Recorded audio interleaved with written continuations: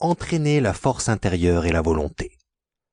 Comment trouver une vie autodéterminée et heureuse sans blocage intérieur grâce à un entraînement mental efficace.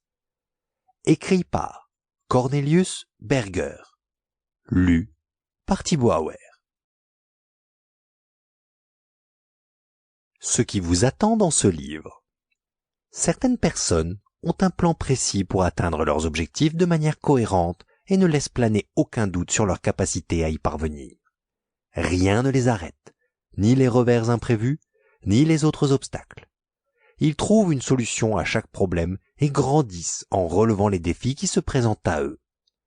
D'autres personnes, en revanche, ne possèdent pas ces qualités et se sentent rapidement dépassées ou incapables de faire face à une situation.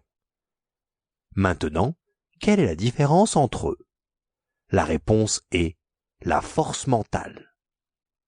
C'est un attribut que tout le monde ne possède pas, mais que tout le monde peut apprendre. Dans les chapitres suivants, vous apprendrez tout ce qu'il faut savoir sur la force mentale et sur la meilleure façon de l'entraîner, de l'utiliser et d'obtenir ainsi de nouveaux succès dans tous les domaines de la vie. Qu'est-ce que la force mentale exactement? La force mentale est un terme qui contient tout un ensemble de caractéristiques positives, et il se peut même qu'ils vous disent quelque chose. Mais la plupart d'entre vous ne peuvent qu'imaginer ce qui se cache réellement derrière ce terme.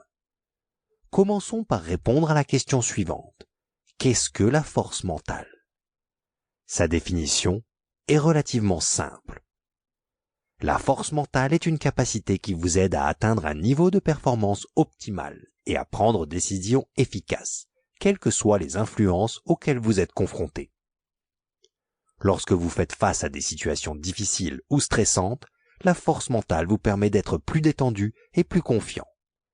La force mentale est donc synonyme de stabilité émotionnelle. Le terme général est issu du langage courant, mais il existe désormais de nombreuses définitions scientifiques et psychologiques que vous découvrirez plus tard. Très souvent, et surtout à l'origine, ce terme a été utilisé dans un contexte sportif. L'idée de base était la suivante.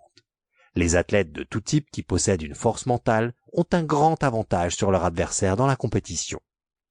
La force mentale est donc un facteur décisif qui peut déterminer la victoire ou la défaite. C'est du moins ce que l'on pense.